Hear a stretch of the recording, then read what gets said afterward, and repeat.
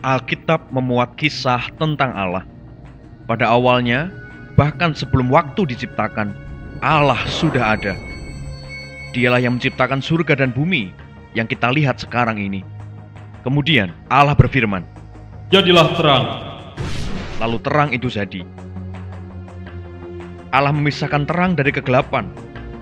Lalu jadilah terang dan pagi. Itulah hari pertama.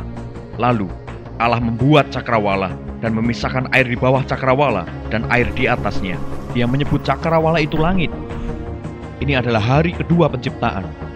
Allah berfirman, "Biarlah air yang ada di bawah langit berkumpul menjadi satu tempat, dan biarlah tanah yang kering itu tampak." Allah menyebut tanah yang kering itu daratan dan kumpulan air itu lautan. Kemudian Allah berfirman, "Biarlah bumi menumbuhkan rerumputan, tumbuh-tumbuhan berbiji menurut jenisnya, dan pohon-pohon menghasilkan buah yang berbiji di dalamnya." Itulah hari ketiga penciptaan. Pada hari keempat, Allah berfirman, "Biarlah ada terang di cakrawala langit untuk memisahkan siang dari malam, dan biarlah itu menjadi tanda untuk menunjukkan musim-musim, dan untuk hari-hari dan tahun-tahun, dan biarlah itu menjadi penerang di cakrawala langit untuk memberikan terang atas bumi." Itu adalah hari keempat. Allah menciptakan seluruh isi alam semesta, mulai dari matahari sampai bintang-bintang. Pada hari kelima, Allah berfirman, "Biarlah air dikerumuni oleh makhluk hidup, dan biarlah burung-burung berterbangan melintasi cakrawala langit." Allah menciptakan binatang-binatang laut yang besar dan segala jenis makhluk hidup di dalam air, serta segala burung bersayap menurut jenisnya. Lalu memerintahkan mereka berkembang biak dan memenuhi lautan, dan kepada burung-burung agar berlipat ganda di bumi. Pada hari keenam, Allah berfirman, "Biarlah bumi menghasilkan makhluk hidup menurut jenisnya, hewan ternak, binatang melata dan binatang-binatang liar, masing-masing menurut jenisnya." Jadi, pada hari keenam, Allah menciptakan semua binatang di bumi. Pada hari yang sama, Allah membentuk makhluk lain dari debu tanah. Kepada makhluk ini, Allah menghembuskan nafas kehidupan, dan makhluk itu menjadi jiwa yang hidup. Allah menyebut makhluk yang baru itu manusia, dan menamainya Adam. Allah mengamati segala sesuatu yang telah dibuatnya dan berfirman, "Itu sangat baik." Allah memberikan kepada manusia itu Firdaus. Itu adalah taman yang disebut Eden. Allah memberi pekerjaan kepada manusia untuk merawat taman tersebut. Di tengah-tengah taman itu, Allah menanam pohon kehidupan yang memberikan kehidupan kekal. Dia juga menanam pohon yang lain, pohon pengetahuan yang baik dan yang jahat. Allah memberitahu manusia itu, dia boleh makan dari pohon manapun yang ada di taman. Tetapi, dia juga memberi peringatan. "Kamu jangan makan dari pohon pengetahuan tentang yang baik dan yang jahat, sebab jika kamu memakannya, kamu pasti akan mati."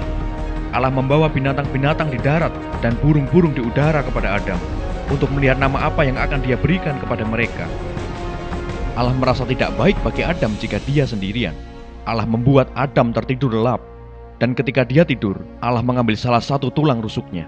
Dari tulang rusuk ini, dia membentuk perempuan pertama. Allah membawanya kepada laki-laki itu. Adam menamai istrinya yang cantik itu Hawa. Dia akan menjadi ibu dari semua umat manusia. Mereka hidup bersama di taman itu, dan mereka sangat-sangat bahagia. Ada makhluk lain yang ingin menjauhkan manusia dari sukacita Allah. Dia adalah Lucifer atau setan, seorang malaikat yang memberontak melawan Allah dan telah diusir dari surga. Dia datang kepada Adam dan Hawa dalam taman itu dalam rupa seekor ular. Benarkah Allah berkata, kamu tidak boleh makan dari pohon manapun yang ada di taman ini? Kami boleh makan buah dari pohon manapun di taman ini, tetapi tidak dari pohon yang ada di tengah taman ini. Kami tidak boleh menyentuhnya, atau kami akan mati. Kamu tidak mungkin mati. Allah tahu, jika kamu memakannya, kamu akan menjadi seperti Dia, mengetahui yang baik dan yang jahat. Kedua manusia tersebut memakan buah yang terlarang itu, dan sebagai akibatnya, dosa masuk ke dunia melalui ketidaktaatan mereka. Sekarang mereka sadar bahwa mereka telanjang dan mereka ketakutan. Namun, sekalipun dosa baru pertama kali masuk ke dunia, Allah telah menyediakan pengorbanan bagi mereka. Dia membuat pakaian dari kulit binatang untuk menutupi manusia dan dosa mereka. Allah juga mengusir Adam dan Hawa dari taman. Namun, Dia berjanji bahwa seorang penyelamat akan datang dan menghancurkan setan. "Akan ada permusuhan antara kamu dan perempuan ini, dan antara keturunanmu dengan keturunannya. Dia akan meremukkan kepalamu, dan kamu akan meremukkan tumitnya." Untuk memastikan manusia tidak kembali ke Taman Eden, Allah menempatkan seorang malaikat di pintu masuknya. Jumlah manusia semakin banyak dan bumi dipenuhi oleh kekerasan. Allah berduka atas dosa dan pemberontakan manusia. Dia memutuskan untuk memusnahkan semua manusia dengan mendatangkan air bah dahsyat atas seluruh bumi. Akan tetapi, ada satu orang yang berkenan di hadapan Allah. Allah memerintahkan Nuh untuk membangun sebuah kapal yang sangat besar. Allah membawa sepasang binatang dari setiap jenisnya kepada Nuh untuk dimasukkan ke dalam bahtera. Allah mendatangkan air bah ke atas bumi, dan semua makhluk hidup yang tidak berada di dalam bahtera, baik manusia maupun binatang, tenggelam. Allah menyelamatkan pasangan binatang dari masing-masing jenisnya beserta Nuh dan keluarganya. Allah berfirman kepada Nuh dan keluarganya, "Beranak cuculah dan berlipat gandalah dan penuhilah bumi. Dari satu keluarga ini muncullah semua bangsa di bumi. Namun sekali lagi manusia memutuskan untuk tidak menaati Allah." Allah memerintahkan manusia untuk memenuhi bumi dan bertambah banyak, tapi manusia tidak menaati perintah Allah. Bukannya menyebar ke seluruh bumi, mereka malah menetap di dataran subur bernama Babel. Mereka memilih mulai membangun menara raksasa untuk membuat nama mereka terkenal. Kita tidak membutuhkan Allah untuk memimpin kita. Kita akan membangun kota dan menara yang hebat di sini. Mereka memiliki seorang pemimpin bernama Nimrod yang mendorong mereka untuk memberontak. Allah turun ke atas menara Babel dan mengacaukan bahasa mereka. Tidak hanya satu, mereka sekarang memiliki banyak bahasa. Dan orang-orang yang berbicara bahasa yang sama mulai pergi bersama-sama ke seluruh bumi. Rencana Allah untuk menebus umat manusia dimulai dengan memilih satu orang, Abraham. Aku akan menjadikanmu bangsa yang besar. Allah menjanjikannya keturunan sebanyak bintang di langit. Salah satu dari keturunannya itulah yang nanti akan menjadi kurban bagi dosa seluruh dunia. Ketika Abraham berusia 100 tahun, anak laki-laki yang dijanjikan Allah kepadanya lahir. Akan tetapi, Allah kemudian menguji Abraham. Bawa anakmu dan korbankan dia sebagai kurban bakaran. Abraham taat. Ia percaya Allah akan membangkitkan anaknya dari kematian. Tepat ketika Abraham akan mengorbankan anaknya, Abraham, jangan lakukan apa-apa kepadanya. Abraham melihat ke sekitarnya dan mendapati seekor domba jantan sehingga dia dapat mengorbankannya kepada Allah. Sekarang aku tahu bahwa kamu takut akan aku, karena kamu tidak menahan diri untuk mengorbankan anakmu. Abraham dan anaknya mempersembahkan korban bakaran yang telah Allah sediakan. Keturunan Abraham menjadi sangat banyak sesuai dengan janji Allah. Musibah kelaparan memaksa mereka pindah ke Mesir, dan di sana mereka terus bertambah banyak. Sementara mereka di Mesir, mereka ditindas dan diperlakukan dengan kejam oleh penguasa Mesir. Pada waktu yang tepat, Allah membangkitkan Musa untuk memimpin bangsa Israel keluar dari Mesir. Allah membuat banyak mukjizat besar untuk menunjukkan bahwa Dialah yang membebaskan mereka. Allah memberikan sekumpulan hukum khusus, 10 perintah Allah, bersama hukum-hukum lainnya tentang bagaimana mencintai Allah dan memperlakukan sesama manusia. Sekalipun umat itu telah melihat Allah melakukan mukjizat demi mukjizat, mereka tetap tidak mau taat kepada hukumnya. Mereka justru menyembah ilah-ilah palsu dan melakukan perbuatan-perbuatan dosa. Sebagian besar dari mereka berkata tidak mau menaati hukum Allah yang telah Dia berikan melalui Musa. Sebagian raja dan pemimpin mereka mengasihi dan menaati Allah. Raja-raja lainnya memilih untuk mengikuti ilah-ilah palsu dan memimpin rakyatnya untuk menyembah berhala. Akan tetapi, karena Allah mengasihi mereka, Dia mengutus para nabi kepada umatnya. Mereka adalah orang-orang yang diutus Allah untuk mengubah hati manusia agar menaati Allah. Umat yang telah dipilih Allah dan dipakainya untuk menyatakan diri kepada dunia, tidak mau mendengarkan nabi-nabinya, sekalipun Allah telah berulang kali mengirim nabi-nabi itu kepada mereka. Akhirnya Allah mengirim raja yang jahat dan pasukannya untuk menghancurkan kota istimewa mereka serta bait tempat mereka menyembah Allah. Umat pilihan Allah menjadi tawanan di negeri yang jauh sebagai hukuman atas dosa mereka karena menolak Allah dan perintah-perintahnya. Sesuai dengan janjinya, Allah membawa kembali umatnya ke tanah perjanjian setelah 70 tahun. Allah kembali mengirim nabi-nabi dan guru-guru untuk mengajarkan cara hidup yang seharusnya. Datang masa 400 tahun tanpa pewahyuan firman Allah. Ketika Allah tidak mengutus nabi-nabinya lagi, peradaban Yunani di bawah pimpinan Alexander Agung menjadi sangat kuat dan menguasai sebagian besar Timur Tengah, tempat tinggal umat Allah. Pemerintahan Romawi bangkit untuk memerintah dan pasukan mereka menaklukkan Yunani, Israel, dan banyak negara lain. Pada masa yang sempurna dalam sejarah ini, Allah mengutus kurbannya yang sempurna ke dunia.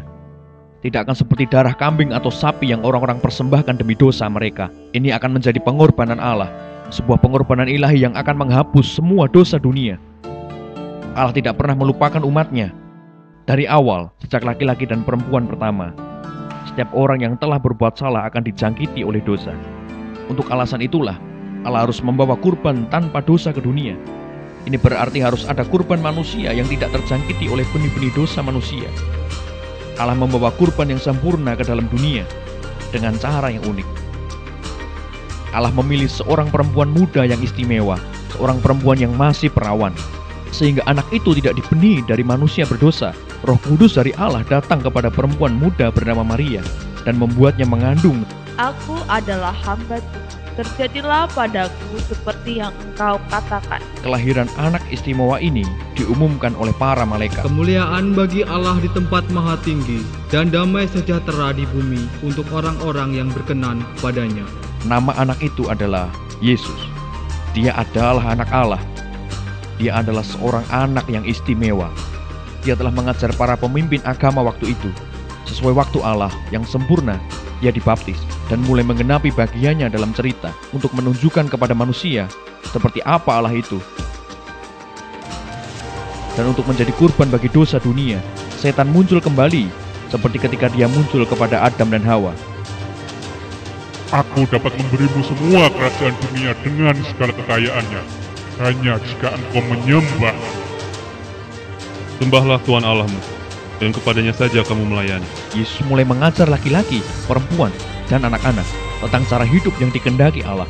Diberkatilah mereka yang berbelas kasihan, sebab mereka akan memperoleh belas kasihan. Diberkatilah mereka yang murni hatinya, sebab mereka akan melihat Allah.